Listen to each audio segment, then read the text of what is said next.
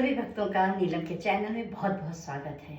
आज हम आपको शिव पुराण के उमा संहिता का 45वां अध्याय सुनाने जा रही हूँ, तो आप लोग सुने उसको और उसका पूर्ण फल प्राप्त करें। महाकाली का वर्णन।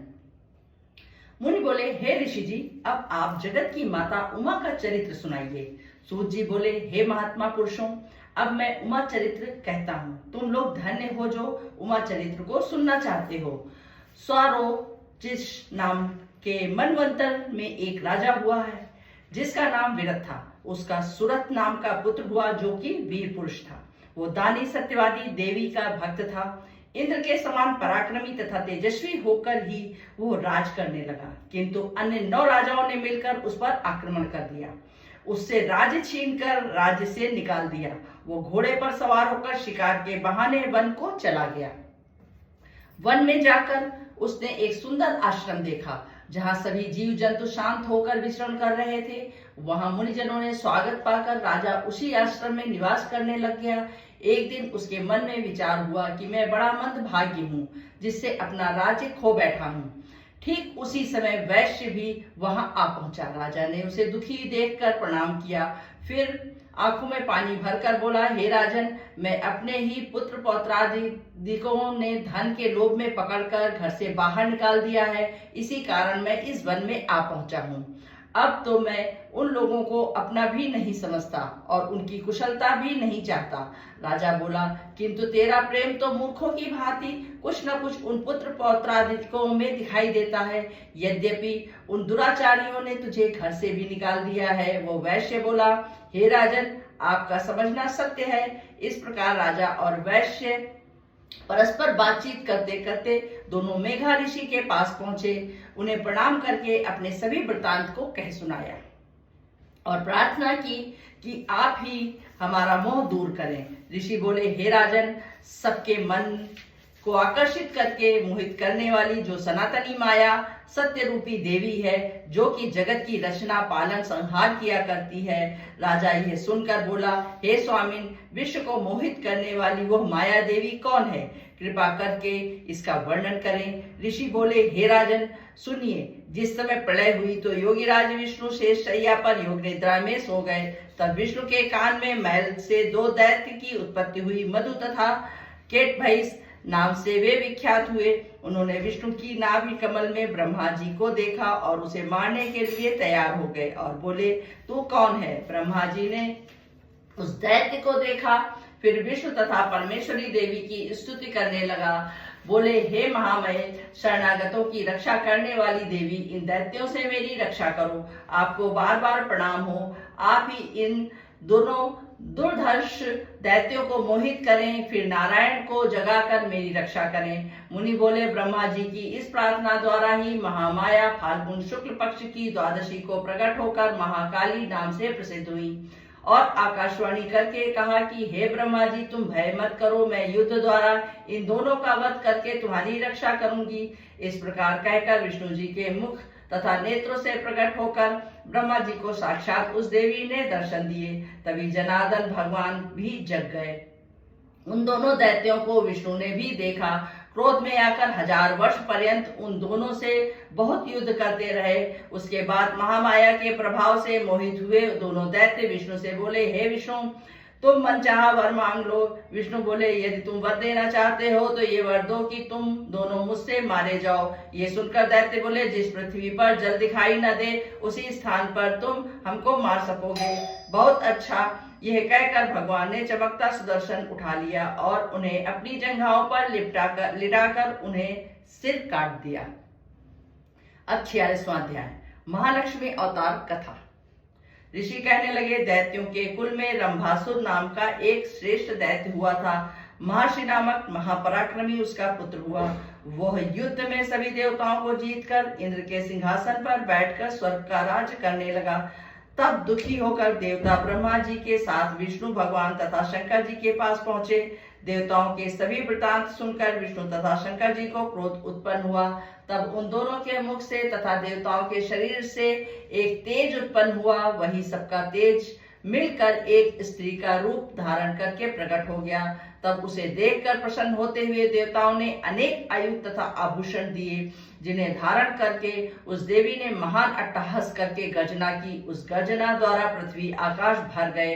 तब देव शत्रु दैत्यों ने उस शब्द को सुनकर अपने अपने हथियार उठा लिए। महिषासुर भी सभी दैत्यों को साथ लेकर संग्राम करने वहां आ गए और महामाया को देखा। महामाया के प्रभाव से वहां आए हुए करोड़ों दैत्यों के सभी शस्त्र बेकार हो गए। तब उस मातेश्वरी ने अपने शूल, शक्ति, तोमर आदि शस्त्रों द्वारा अनेकों चिक्षु रात्रि दैत्यों का विनाश कर दिया। तब दैत्य के मारे जाने पर महिषासुर भी देवी के श्वास से उत्पन्न हुए देवताओं को मारने लगा।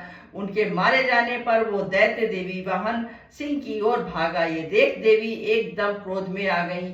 तब वो पराक्रमी दैत्य अपने खुरों द्वारा पृथ्वी को तथा सांगों द्वारा पर्वतों को उखाड़कर फेंकने लगा। तब महामाया ने उसको मारने का उपाय सोचकर दैत्य पर अपना पाश फेंका। उसके बाद वो दैत्य महिष का रूप त्याग करके सिंह रूप हो गया। जगदम्बा ने झटपट उसका सिर काट डाला, किंतु फिर भी वो हाथ में तलवार लेकर खड़ा हो गया। तब देवी जी ने तलवार के साथ उसका हाथ काट दिया। तब वही हाथी बन गया, अपनी सूंड के साथ सिंह को मारने दौड़ा। देवी जी ने उसकी सूंड काट दी। फिर वो राक्षस अपने रूप में आ गया। इस प्रकार से युद्ध से सब त्रिलोकी कांप उठे, जीव दुखी हो गए। देवी जी ने क्रोध में आकर उस दैत्य से कहा, अरे नीच दुष्ट बुद्धि, तू तो व्यर्थ में ही मेरे साथ हट कर रहा है। त्रिलोकी भर में कोई भी मेरे सामने नहीं टिक सकता। यह कहकर महामाया ने उछलकर उसे अपने पैरों से कुचल डाला और उसकी ग्रीवा में अपना त्रिशूल बीन दिया, जिससे वो पृथ्वी पर सदा के लिए सो गया। हाहाकार करते हुए उसके सभी गण इधर उधर भाग गए। इंद्रादि देव देवताओं ने आकर देवी की स्तुति की, गंधर्व गाने लगे, अप्सराएं नाच करने लगी। अब 47वां अध्याय। धूम्रलोचन चंड मुंड बीज वध वर्णन। ऋषि बोले, शुंभ निशुंभ नाम के दो दैत्य परम पराक्रमी हुए, जिनके तेज से चराचर में त्रिलोकी कांप उठी। दोनों ने दुखी होकर सभी देवता हिमाचल पर जगत की जननी श्री पार्वती जी के पास पहुंच उन्हें प्रणाम स्तुति करके बोले, हे भवानी महेशानी, आपको प्रणाम हो, हमारी रक्षा करें। तब देवताओं की स्तुति सुनकर गौरी बोली, तुम लोग किसकी स्तुति कर रहे हो? इतना कहने के बाद उस गौरी के देह से एक कुमारिका प्रकट हो गई। तब देवताओं के देखते देखते गौरी जी से उसने कहा, हे मातेश्वरी, सभी स्वर्गवासी देवता मेरी ही स्तुति कर रहे हैं। तब उस कुमारी का नाम शरीर कोश से निकालने के कारण कौशिकी तथा प्रकट होने के कारण मातंगी नाम से प्रसिद्ध हुआ। फिर उसने देवताओं से कहा, तुम डरो मत, मैं अकेली ही तुम्हारा कार्य करूंगी।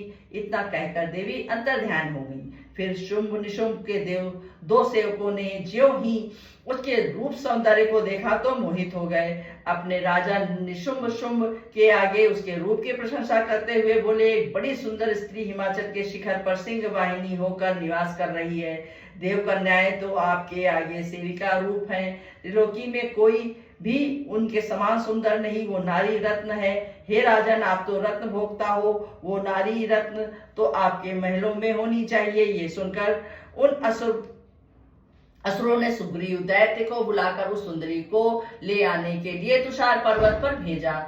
जब वो हिमालय पर पहुंचकर मातेश्वरी जगदम्बा से बोला, हे देवी जी, इंद्रादिक देवताओं को वश में करके सभी रत्नों के भोक्ता शुंभ निशुंभ नामक दो दैत्य ने मुझे आपके पास भेजकर कहा है कि तुम स्त्री रत्न हो, हम दोनों में से किसी के साथ आकर विवाह कर लो। इतना सुनकर देवी जी ने कहा, हे दूत, तुम सत्य कह रहे हो। शुंभ निशुंभ दोनों पराक्रमी वीर हैं, किंतु मैंने एक प्रतिज्ञा कर रखी है, जो वीर मुझे युद्ध में जीत लेगा मैं उसके साथ विवाह कर लूंगी। ये सुनकर तुम उसे संदेशा पहुंचा दो।